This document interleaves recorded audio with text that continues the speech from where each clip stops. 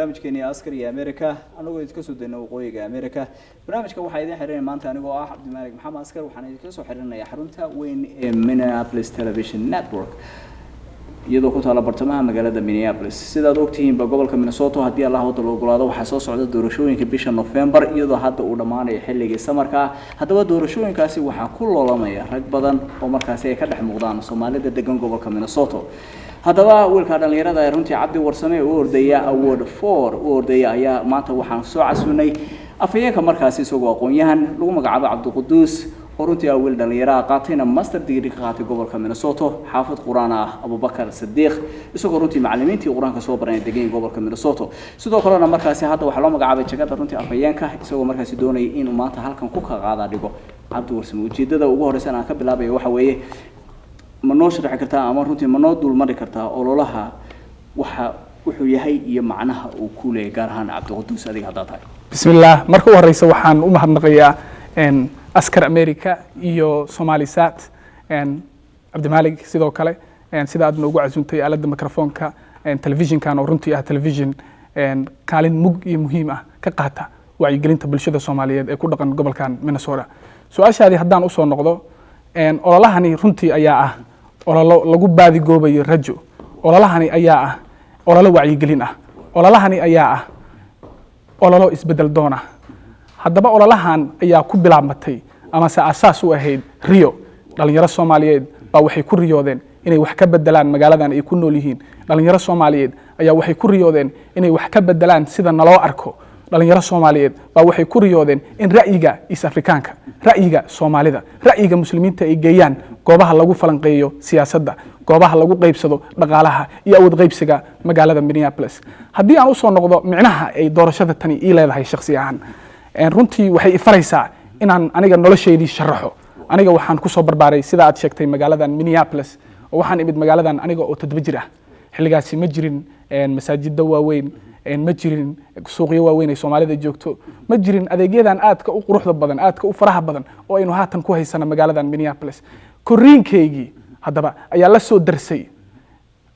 sheekooyin ay ka mid yihiin qarax ka dhacay magaalada Muqdisho oo ay ku nafaayeen ku dhawaad 7 ruux halka 6 kalena ay ku dhaawacantay iskoorimaad ka dhacay magaalada Kismaayo ayaa la sheegay inay ku nafaayeen 6 ruux halka 2 kale ay ku dhaawacantay waa sheekooyin musiibo ah waa sheekooyin nasiib darro ah sheekooyinkaasi baynu la soo darisnay waxaanu la soo darisnay Soomaali ceyr qaadata oo ceyr ah waxa koriinkayga la soo darsay ama generationkayga oo runtii ah generation disappointed ah generation aan lahayn role model generation qaxooti ah generation taariikhdoodu ay tahay mid guul darri ah haddaba ciil inaga nahayay generationkeena ogeed iyo annagii oo rabnay inaan adduunka tusno Soomaalida aan tusno dadka magaaladan ku nool aan tusno in Soomaalidu aysan ahayn kaliya argagixiso inaysan ahayn kaliya dad ceyr qaata ay leeyihiin dhalinyaro wax baratay isku mowqif leh isku agenda ah isla markaana guuleysan karta with their own merit ama aqoontooda ku guuleysan kara iyagoo aan waxba cidna wax ka baryin iyagoo aan waxba la siin taas way marka aad baad u mahadsantahay waan gartay aad baad mahadsantahay Cabdi Quduus runtii sida qiimaha aad u qaadayay hadaba waan gartay inaad ka cadoon aad ka duuleyseen waan gartay maxaad ugu horeyso qaadeen talaabadii ugu horeysay maxay talaabadii ugu horeysay runtii ayaa waxay tahay ilaahay baa horta quraankiisu wuxuu ku yiri in allaha la yughayyiru ma biqawmin hatta yughayyiru ma bi anfusihim ilaahay qora wax kama bedelo ilaa iyaga ay isbedelka la yimaadaan hadaba talaabadii ugu horeysay inuu qaadnay ayaa ahayd mid isbedel doona isbedelkaasi ayaa waxay ahayd waxaynu ku riyoonay ama se aan u talaabo qaadnay inaan wax ka bedelno maapka ama qariirada magaalada Minneapolis maxkamad baynu tagnay khubaraynu kaashanay dad aqoon-yahano baanu isugu yeernay culamaa diinkeeni haweenkeeni dhalinyaradeenii baanu isugu wacnay waxaana soo bandhignay degmo midayso xaafadaha ay ka kooban yihiin Soomaalida magaalada Minneapolis ee Soomaalida ugu tirada badan sida Cedar Riverside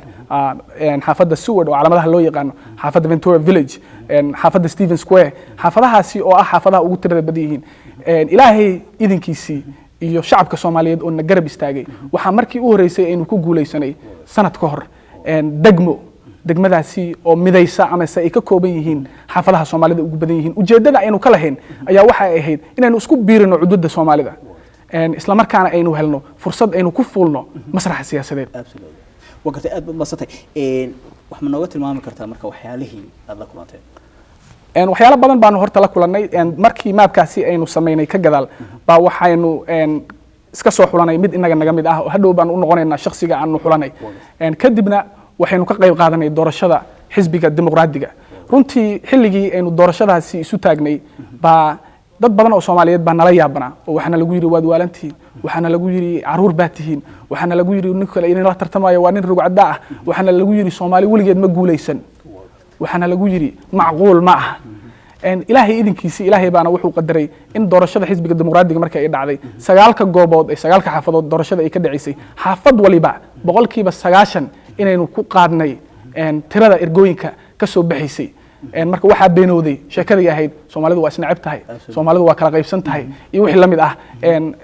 hadallada dadka qaarkood oo runtii niyad jabka ahaa aynu maqlaynay waxa soo dhan baa beenooday waxyaalaha kale oo igu yaabka badnaa aan la kulmay waxa kamid ahayd aniga waxaan u xil saarnaa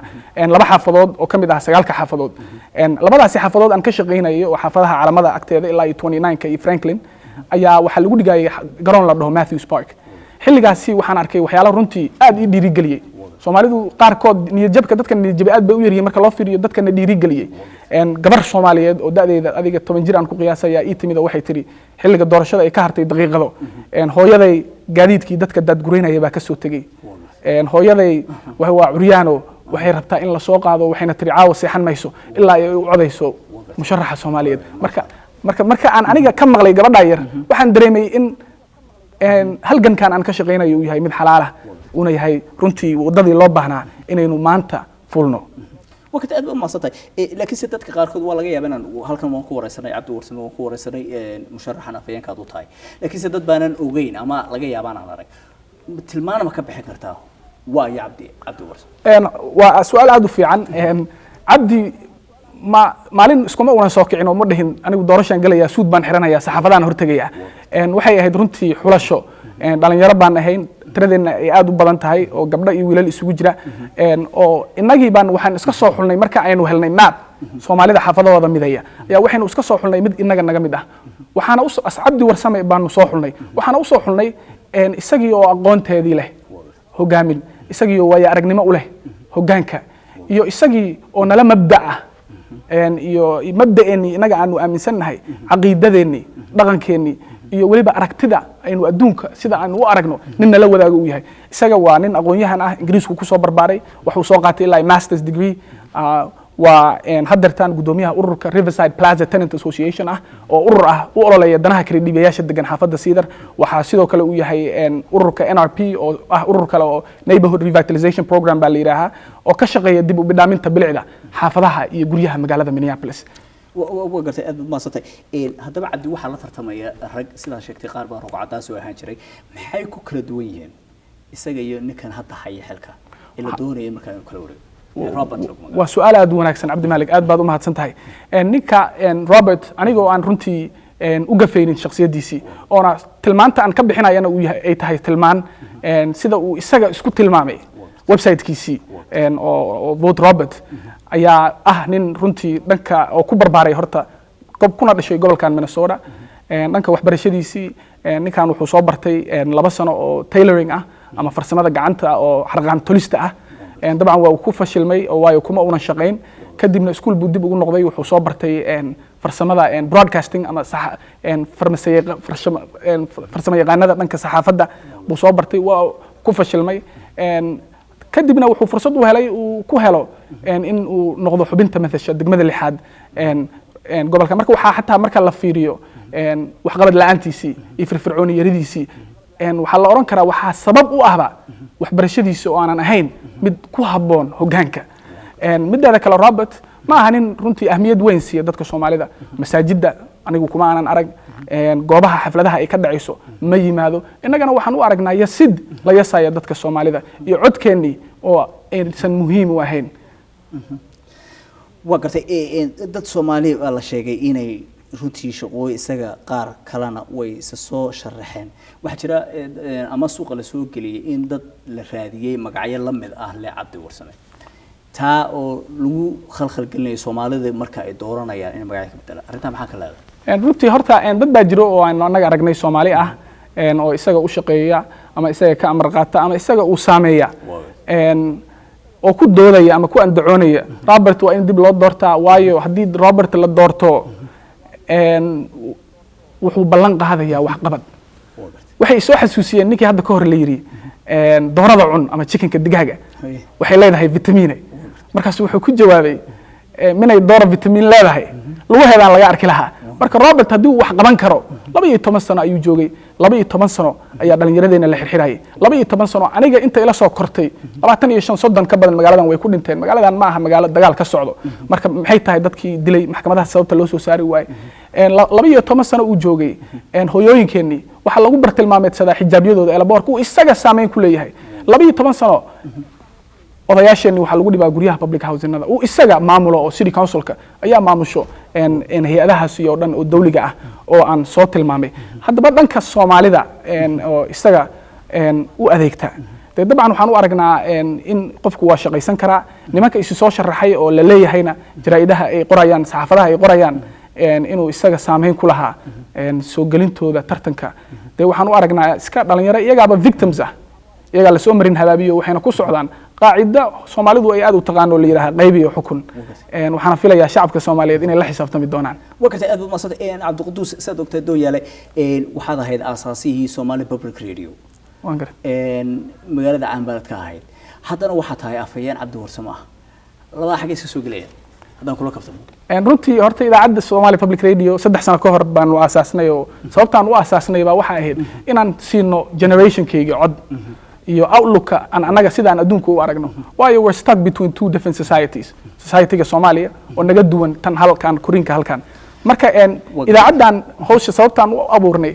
ayaa runtii waafaqsan ama barbar socota halgankan aan ka shaqeynayno oo iyo ololahan Cabdi Warsame وقت أبو مصطفى قبل برنامج الصومالي ده محط كله دبلان مسايد ووقت يجي نوفمبر نو يسولوا ياهي دور شوي ugu dambeyntii waxaan ku soo gabagabeynayaa xubin rag isku wajahay haday xeelka ka cadaato buu yiri afku wuxuu la xoog yahay magliga xawda ka jaray afku waa dooqaagi afku waa codkaagi waxaan ugu baaqayaa Soomaalida meel walba ay joogaan inay soo baxaan November 5teeda ay codeeyaan waayo codkooda iyo ayay ku heli karaan awood codkooda ayayna kaga tashan karaan ayahooda iyo mustaqbalka carruurtooda وقت عادي أبو مصطفى عبد القدوس ما تنك ما تنقصوا بقطة عسكرية ميري aad baad u mahadsantahay askariga